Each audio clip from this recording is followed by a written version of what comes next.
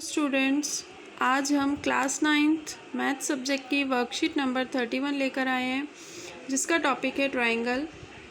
ये triangle means यहाँ पे कॉन्ग्रुएंस ऑफ ट्रायंगल्स की बात हो रही है।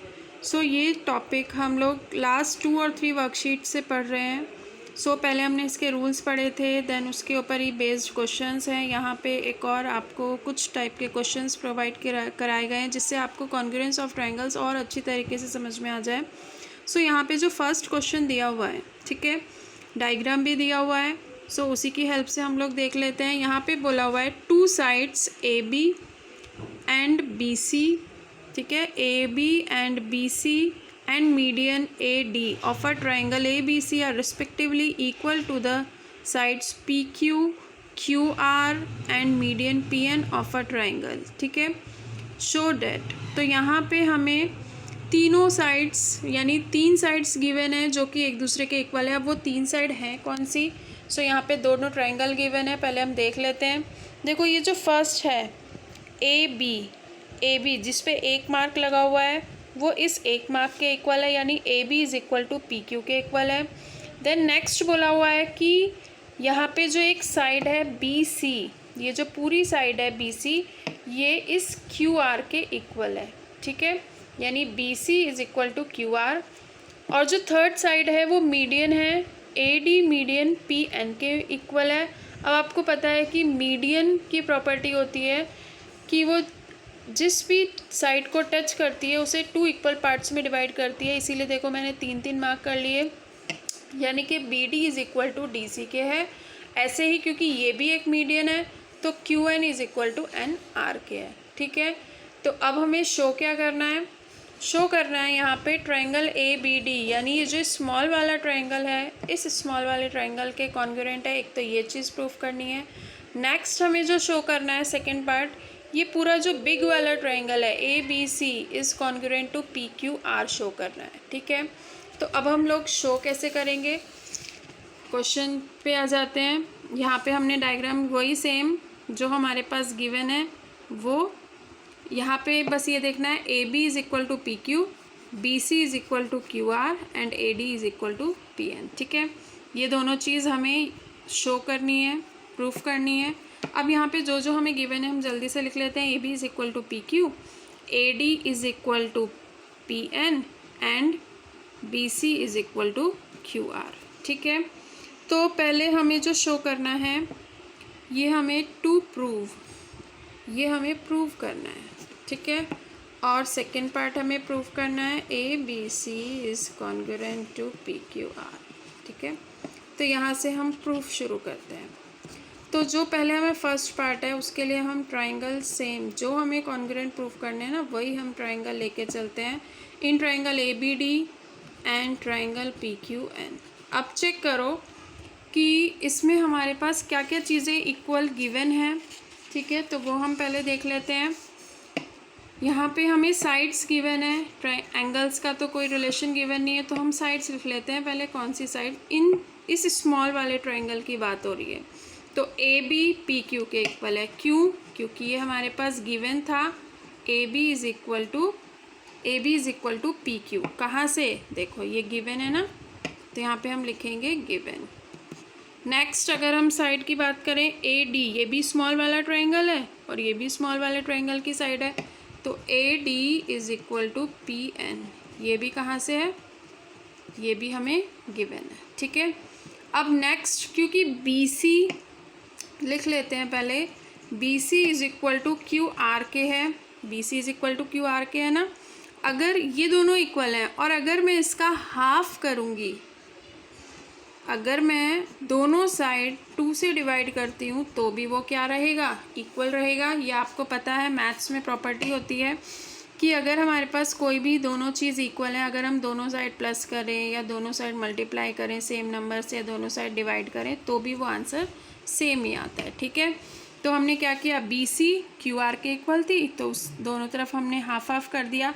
और हाफ हाफ करने का मतलब क्या होता है, यानी हम उसको हाफ कर रहे हैं। तो मैंने बताया था ना कि मीडियन क्या होता है, इक्वल पार्ट्स में डिवाइड करता है। तो बी सी बाई 2, यानी अगर मैं इस बी सी का हाफ करती हूँ तो मुझे बी डी मिल सकता है ना।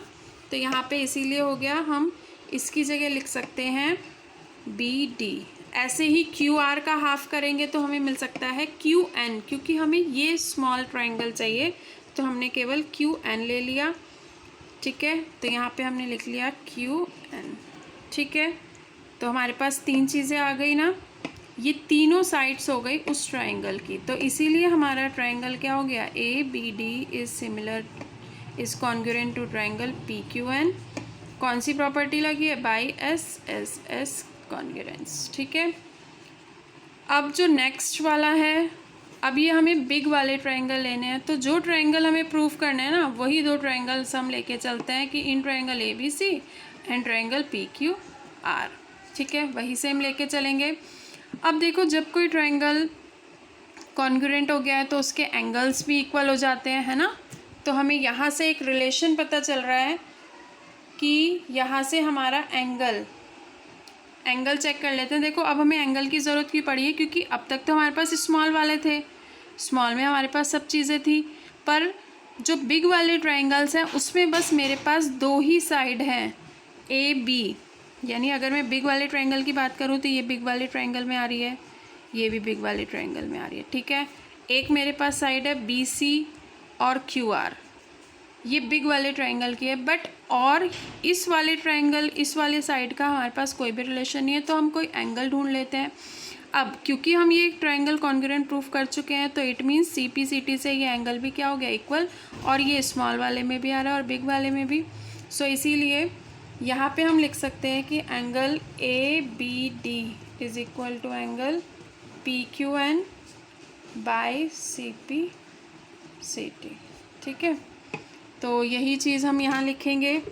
जो हमारे पास है AB is equal to PQ, ये भी गिवन है।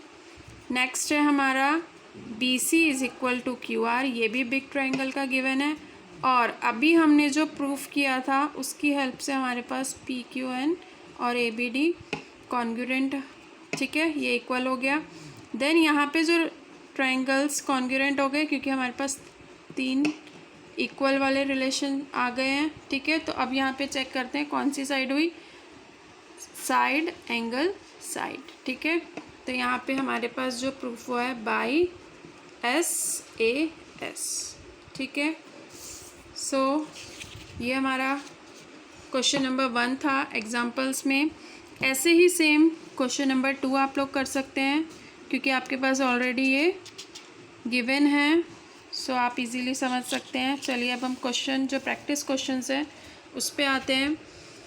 सो क्वेश्चन नंबर 1 दिया हुआ है, triangle AD is an altitude of an isosceles triangle ABC। ठीक है, यहाँ पे जो हमें, अब हम प्रैक्टिस क्वेश्चन की बात कर रहे हैं, तो प्रैक्टिस क्वेश्चन में जो हमें दिया हुआ है हम वो ड्रॉ करते जाते हैं। AD is an altitude of an isosceles triangle ABC in which AB is equal to AC। तो यहाँ पे एक ट्रायंगल दिया हुआ है। ठीक है, ये एक आइसोसेलेस ट्रायंगल है ABC, और आइसोसेलेस में हमें बोला है कि AB इज इक्वल टू है AC के, और ये एक एल्टीट्यूड बोला हुआ है। एल्टीट्यूड हमें पता है ना, जो 90 डिग्री वाली लाइन होती है, इट मीन्स ये हमें एल्टीट्यूड दिया हुआ है। ठीक है, और अब हम क्वेश्चन में देखते हैं, और जो हमें दिया हुआ है, show that AD bisects BC। ठीक है, AD बाइसेक्ट्स BC, ये हमें प्रूफ करना है। सो यहाँ पे अब हम चेक करते हैं, जो हमें प्रूफ करना है AD, ये जो एल्टीट्यूड था वो इसको बाइसेक्ट कर रहा है। बाइसेक्ट मतलब इसको 2 इक्वल पार्ट्स में डिवाइड कर रहा है। यानी जो हमें प्रूफ करना है वो करना है कि BD is equal to DC। ये हमें प्रूफ करना है कि BD DC के इक्वल है। ठीक है, तो देखो यहाँ पे कॉन्ग्रुएंट का ही यूज़ करेंगे। यहाँ पे 2 ट्रायंगल्स हमारे पास आ गए हैं, तो इन्हीं दोनों ट्रायंगल्स में हम लेके चलेंगे in triangle ADB and triangle ADC। ठीक है, ADB और ट्रायंगल ADC लेकर चलेंगे। सो पहले जो हमारे पास गिवन था, क्योंकि आइसोसेलेस है तो AB is equal to AC के है। ठीक है, ये हमारे पास गिवन है। नेक्स्ट जो हमें दिया हुआ है एल्टीट्यूड है तो परपेंडिकुलर है, मीन्स ये भी 90 डिग्री है और ये भी 90 डिग्री है। ठीक है, तो यहाँ पे हम लिखेंगे A D B is equal to angle A D C. क्यों इक्वल है ये? क्योंकि ये 90 डिग्री है। ठीक है, तो एक साइड हो गई, एक हमारा एंगल 90 डिग्री हो गया, और एक साइड इसमें कॉमन है ए डी साइड इस ट्राइंगल में भी आ रही है और इस ट्राइंगल में भी आ रही है, तो A D is equal to A D के है। क्यों है? क्योंकि ये कॉमन है। ठीक है, तो यहाँ पे तीन चीज़ आ गई है ना, तीन चीज़ों के आते ही हमारा क्या हो गया? कॉन्ग्रुएंट हो गया। अब रिलेशन आप लोग देख सकते हैं, क्योंकि 90 डिग्री है तो 90 डिग्री वाला कॉन्ग्रुएंट में क्या होता है? By RHS। तो ये RHS से क्या हो गया? कॉन्ग्रुएंट हो गया। और जब कॉन्ग्रुएंट हो जाता है तो CPCT से जितनी भी साइड्स हैं और जितने भी एंगल्स हैं वो इक्वल हो जाते हैं। तो देखो हमें कौन सा रिलेशन चाहिए? BD is equal to DC। Check करो, BD यानी DB और BD एक ही बात है, इज़ इक्वल टू DC। यानी जो आपका रिलेशन क्या आ रहा है? DB is equal to DC के आ रहा है।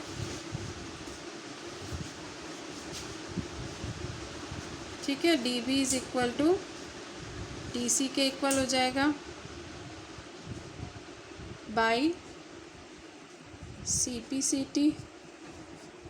ठीक है, और जब कोई भी दो साइड्स इक्वल हैं तो इट मीन्स AD क्या कर रहा है? इसको बाइसेक्ट कर रहा है। तो हम लिख सकते हैं कि AD बाइसेक्ट्स BC। ठीक है, सो ये आपका फर्स्ट क्वेश्चन कंप्लीट हो गया। ऐसे ही सेम क्वेश्चन नंबर 2 है। यहाँ पे क्वेश्चन नंबर 2 में क्या दिया हुआ है कि ABC और DBC are two isosceles triangles. ठीक है, दोनों ही आइसोसेलेस ट्राइंगल्स हैं सेम बेस पे, मीन्स ये बिग वाला ट्राइंगल और ये स्मॉल वाला ट्राइंगल दोनों BC के ऊपर है और दोनों ही आइसोसेलेस है। मीन्स हमारे पास एक रिलेशन क्या आ रहा है? आइसोसेलेस है।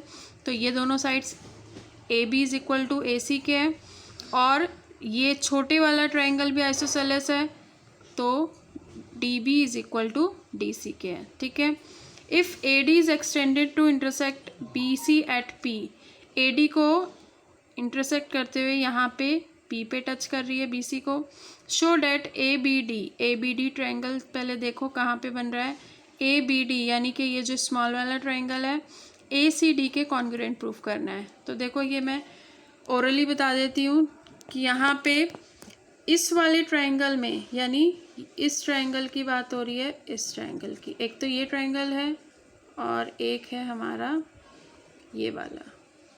तो इसमें सर्च करो पहले हमारे पास कौन सी साइड इक्वल है। देखो फर्स्ट साइड ये हो गई, लिखोगे पहले AB is equal to AC। Next side कौन सी लोगे? ये वाली BD is equal to CD, और ये जो थर्ड साइड है ये दोनों में कॉमन है, means AD is equal to AD common है। तो ये दोनों ही ट्राइंगल्स क्या हो गए? कॉन्ग्रुएंट हो गए बाई SSS। ठीक है, तो आई होप आपको समझ आ गया होगा। सो एग्जाम्पल्स की हेल्प से आप लोग इजीली ट्राई कर सकते हैं, सिंपल क्वेश्चंस हैं। Okay, thank you.